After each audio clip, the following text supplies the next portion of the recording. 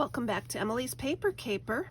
I was recently at a crop over a weekend earlier this month, and I was in charge of one of the make and takes. I had a lot of fun showing people how to make these accordion books.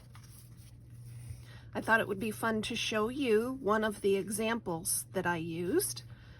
I took pictures from our visit to Nashville. We went to the Willy Wonka Cocktail Factory. It was a pop-up bar with a Willy Wonka theme.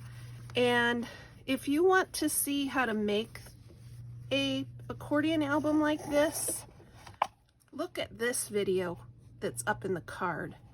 It will take you step by step how to do this. But I really think these are fun and easy albums. The make and take sessions were only lasting like 20-25 minutes tops. So these really are not time consuming to make. And you can also put photos on the back side. So you have photos on the front and the back. It's a great way to use extra photos if you print doubles. I can also go in and add either more embellishments or journaling here. Let me know what you think of this project.